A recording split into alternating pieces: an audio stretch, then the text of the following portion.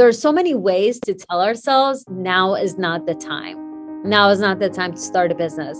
Now is not the time to find the guy of your dreams. A lot of fixed ideas like about where we are.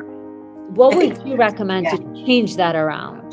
What are some questions on an interview an employer could ask to ensure that they're hiring a growth mindset employee in this environment rather than a fixed mindset? Children often start to feel really pressured by that. And so instead of owning up to a mistake, we try to sort of hide those mistakes.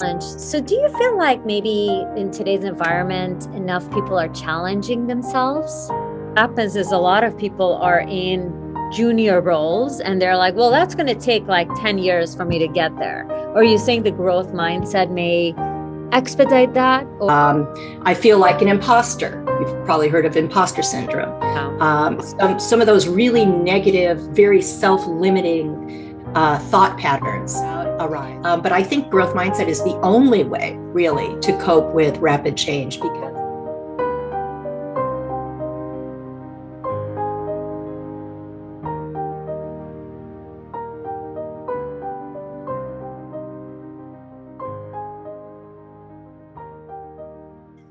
Hi, everyone. Welcome to another episode of the Select Advisors Chief Growth Officer Interviews. On today's session, I have Ann Sandberg speaking with us about the definition of a growth mindset, how a growth mindset can help you become a better leader, become a better parent, and become better at success and fulfilling your financial dreams. So thank you so much, Ann, for joining us. And let's just kick things off. What is a growth mindset? Yeah, I know we've heard this term so much since Carol Dweck wrote about it about 10 years ago, but I would even say maybe back up, what is a mindset? So I think a mindset is really your belief system. So it's what your conscious beliefs are and your unconscious beliefs that drive your behavior every day. So if we say that it's a belief system, then a growth mindset is a mindset that embraces the element of personal growth. So it's looking at your behavior through this lens of growth opportunities and trying to get better every day. What are some ways that one could test if they are on a growth mindset path versus not? Yeah, so the two ends of the spectrum that Dweck talks about in her research is a fixed mindset on one end and a growth mindset at the other. We all have elements of both. But a fixed mindset is really a mindset that assumes that our character, our intelligence, our creative abilities are kind of static, that, once we get out of school and we're fully formed, it's like, that's it. I kind of only have so much creativity or so much intelligence. And so it's really looking for affirmation all the time that I'm okay. A growth mindset at the other end of the spectrum is a mindset that thrives on challenge and change and looks at opportunities to learn and grow. So it's it's a very different way of looking at failure or making mistakes. So it's looking at mistakes as learning opportunities primarily and not getting bummed out about those, but actually seeing them as intriguing and almost like puzzles to be solved. Yeah. Let's go back. You mentioned a lot about this book from Carol Dweck. Can you tell us a little bit of it, of a summary of the book? Yes, it's the title of the book is Mindset, the New Psychology of Success. And in the book, she talks a lot about really the trajectory of our lives from childhood through our career. So the implications are pretty interesting for how we raise our children, how we look back on our own childhood, and then going forward in our careers, how we approach success and failure, and how we can learn to be smarter, better, faster, well throughout our lives, not just in school. So it's really about that and how to expand our own abilities through learning. Talk to us about how we could raise our kids with a growth mindset versus a fixed mindset. Yeah, it's really interesting and a very popular area right now. A lot has been written over the last 5 years about this. But yeah, I used to work for the Los Angeles Unified School District. And I think, school in general, if you think about it, you get graded and it's sort of like pass, fail. It is. It's kind of like yes, no. I think children often start to feel really pressured by that. And so instead of owning up to a mistake, we try to sort of hide those mistakes. And so the approach, I think, for children is getting them to really see that making a mistake is part of the learning journey. And so there's lots of great materials on this. In fact, there is, if anybody's interested, there's a really popular book on Amazon you can buy for $25 to work with your kids as a parent, called Big Life. It's a journal for kids. And I know I bought it for my grandnieces and help them kind of work through it. But it's a really wonderful tool. And there are many others that you can use to help your children really be more expansive and embrace challenge and not be afraid of challenge. So do you feel like maybe in today's environment, enough people are challenging themselves? I think that's a really interesting question. I think that when we have a fixed mindset and we're worried about the prospect of failure, that we tend to limit what we're up for, right? So we might take very small challenges or do things that we're sure that we're going to be successful at. I think someone with a growth mindset goes beyond that. They try to really try more things that are new, that are novel, that they're not even sure they'll be successful at, because they know that there's a payoff in the learning that's associated with that. What about those who are looking to become more successful, whether it's from sales in their career, or they want to really grow their business? What are some steps, I guess, that someone could take utilizing the growth mindset to get them there? I think it has a lot to do with your internal self-talk and your internal thought patterns, and becoming much more aware of what you're telling yourself when you're running into uncomfortable situations, ambiguous situations where there's a lot of change or challenge. And I think it's starting to question how we're responding to those challenges and trying to turn that around from, well, maybe I won't be successful, or maybe I'll look stupid, or maybe I'm not smart enough to do this, and trying things that are new and thinking more, challenging yourself to say, what's the possibility? What can I learn here? What's the worst thing that could possibly happen? I'm sure that I'll have an opportunity to learn something new. So let's just do it. Let's just go for things that maybe we haven't gone for before. It's not being crazy doing it, don't be impulsive and take crazy risks, but baby steps to try to challenge yourself in ways that might scare you a little bit. Yeah. Let's say I am, making 50 grand a year, working at a company, and I see someone making millions out there. How could the growth mindset take me from where I am today to that position that I want to be in? I think experimenting is a really good idea at, really trying some new things. What would be looking for possibilities that are a little bit scary for me, but that I might want to put myself out there for. So maybe it's a job in another sector.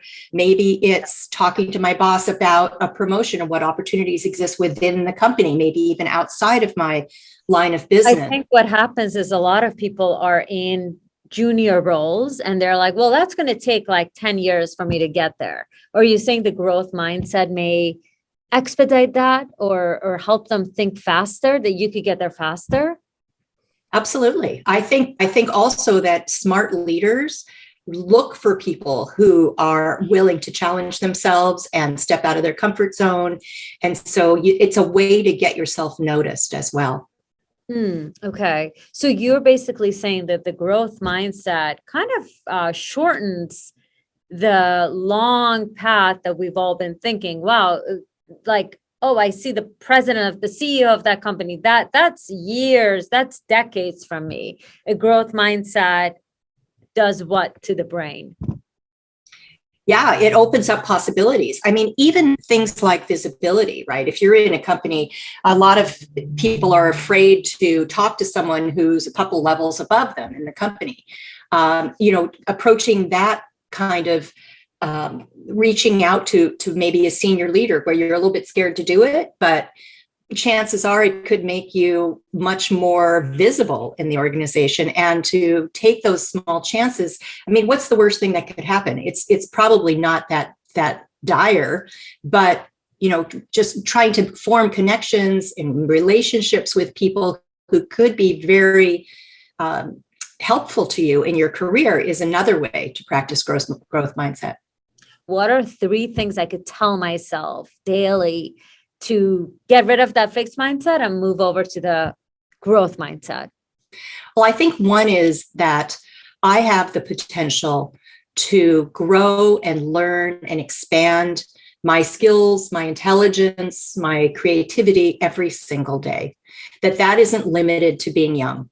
And I think, brain research shows us that the plasticity of the brain is continually being supported as continuing throughout life. So I think that's one thing.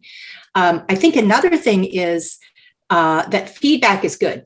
It doesn't matter if it's positive or negative, that we can't always be looking for positive feedback. I think maybe a third thing would be, it is just looking at life and work as one big giant learning opportunity, that the only way to really grow as a person is to take chances. And to see frame those up as learning, and not as failure or as error or as an embarrassment, but just it's courage, I guess, really, the courage to try new things. I do coaching in this area, and I think when we start talking, often the first thing that we work on is really examining how we talk to ourselves. And so that's the first thing, is to pay attention to when you're under pressure or you're faced with change or ambiguity or a challenge, a significant challenge. What are some of those messages that you start running through your head, right? So that's the first thing. And I think people start to write those down. So journaling about that can be really important. What are some things you hear from your students that they write? Well, yeah. So like a fixed mindset comment or self-talk might be, oh, I don't know. I don't want to look bad. I don't want people to see me as not knowing something. I feel like an imposter. You've probably heard of imposter syndrome. Wow. Some of those really negative, very self-limiting thought patterns. What has your research showed from Harrison Assessment, which is a psychology-based assessment tool to see if someone is growth mindset oriented or if they are stuck in their fixed mindset? How are you able to utilize that exam to get to where you want the coachee to go? Yeah. Well, when I became quite interested in growth mindset and I started reading the book and reading widely around the topic, I realized that the assessment that I used, the Harrison assessment, could be used to map it to the growth mindset qualities and behaviors.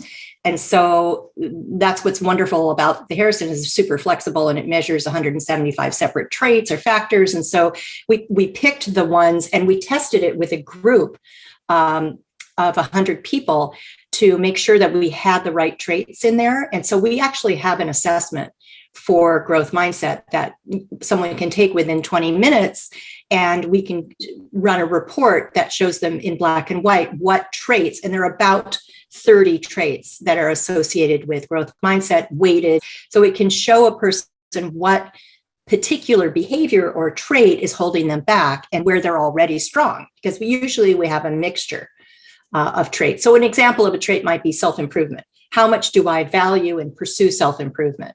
A sample report, you can see it's a behavioral competency analysis, talks about what a growth mindset is. So you can see here, this is sort of our basis for setting this up. You can see that this person has an overall percentage of fit at 87% against the growth mindset model, which is really pretty strong, actually. And you can see some of the traits that are measured here. So open, reflective, this person has a pretty good score on that. But on the second one, self-improvement, you can see this one goes yellow. There are so many ways to tell ourselves now is not the time. Now is not the time to start a business. Now is not the time to find the guy of your dreams. Now is not the time to go take your kids to the next level when it comes to the best education because all the programs are closed. What can we do? Because it's a lot of fixed ideas, like about where we are. What would you recommend to change that around? I think that the world is so sort of overwhelming. It's become increasingly overwhelming, and that the pace of change is so rapid, particularly technological change. I just feel like, I know for myself, I feel sometimes like I can't possibly keep up with how much is new in on the tech side. And so I think that puts pressure on us. It stresses us out. But I think growth mindset is the only way really to cope with rapid change. What are some questions on an interview an employer could ask to ensure that they're hiring a growth mindset employee in this environment rather than a fixed mindset? I think a good one is to ask about mistakes. So tell me about a time recently when something did not go well. You really, you were trying to complete a project or an initiative and it didn't go as well as you had hoped. What did you learn from that situation? I think that kind of thing is really good. Or how much time and effort do you invest in your own learning and keeping up with trends, reading about your industry? Tell me about how you keep up. Those kinds of things, looking for that expansive, more growth-oriented mindset. I love that. Yeah, and those are usually not rehearsed either. People rehearse their success stories, but they don't so much rehearse, their mistake stories. So you're likely to get probably a more honest picture that way. Yeah. Well, thank you so much, Anne, for joining us today. I really enjoyed the conversation, and I will hyperlink Anne's information below for anyone looking to learn more about the Harrison Assessment Test, as well as some of Anne's coaching, not just for employees, but for employers as well. Thanks, everyone, for joining. Thank you, Amy.